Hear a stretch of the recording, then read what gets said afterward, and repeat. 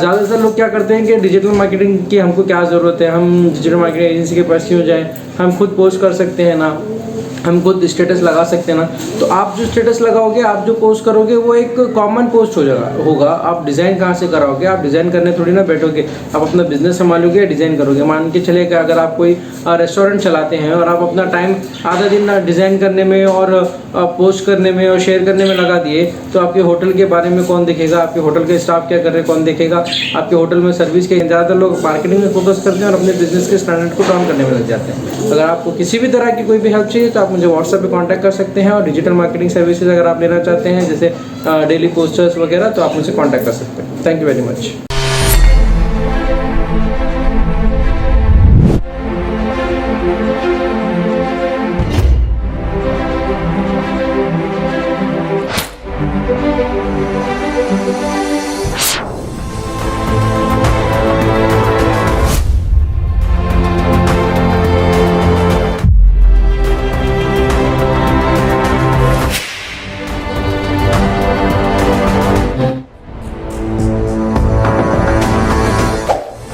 Awaking News کے محترم ناظرین، السلام علیکم.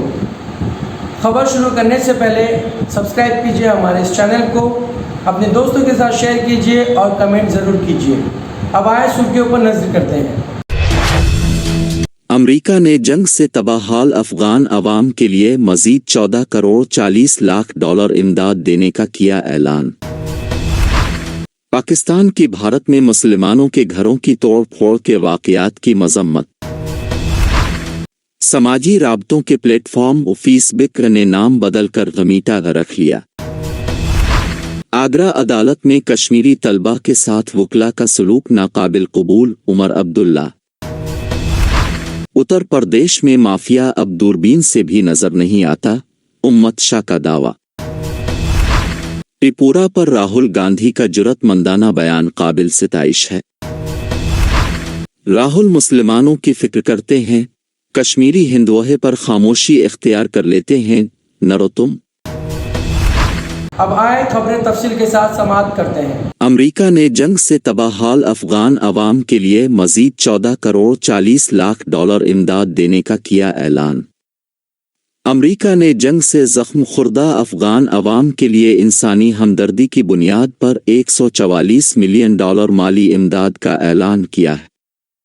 عالمی خبر رساں ادارے کے مطابق امریکہ نے انسانی بحران سے دوچار افغانستان کے لیے رواں برس مزید 14 کروڑ اور 40 لاکھ ڈالر کی امداد فراہم کرنے کا اعلان کیا. اس طرح شورش زدہ ملک کے لیے امریکہ کی رواں برس مجموعی مالی امداد 474 ملین ڈالر ہو جائے گی.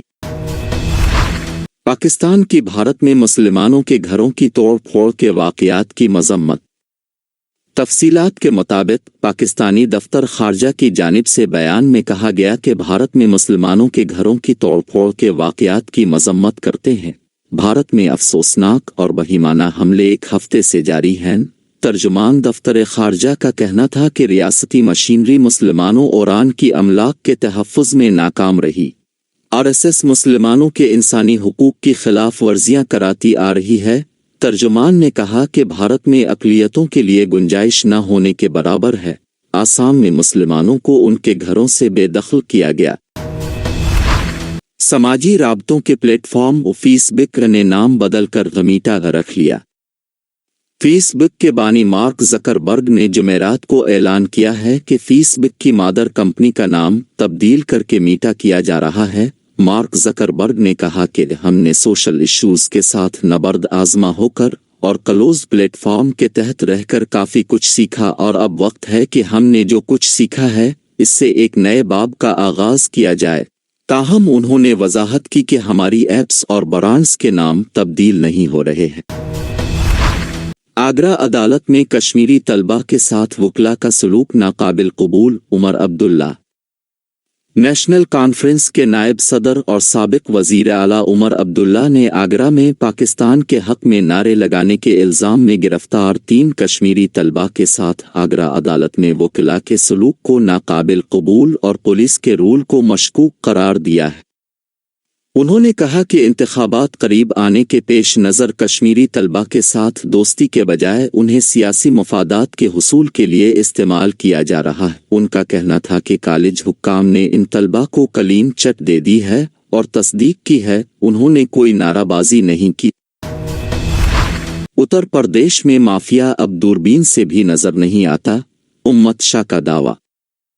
उत्तर प्रदेश में एक बार फिर अक्सरियत के साथ हुकूमत बनाने का यकीन जाहिर करते हुए भारतीय जनता पार्टी बीजेपी के साबिक सदर और मरकजी वजीर दाखिला उम्मत शाह ने कहा कि साबिका हुकूमतों ने अमन व अमान का बेड़ा गर्क कर रखा था, जबकि आज यूपी में तरक्की की लहर है और माफिया और नापसंदीदा अनासिर दूरबीन से भी नजर नहीं आते। डिफेंस एक्सपो ग्राउंड वरिंदून योजना में मरा परवार बे अजपा परिवार की रुकनियत मुहिम का आगाज करते हुए उम्मत शाह ने जुमा को कहा कि रियासत की योगी हुकूमत ने अपने अब तक के दौर में 90% वादों को पूरा किया है और बकिया वदा 2 माह में 100% पूरा कर लिया जाएगा।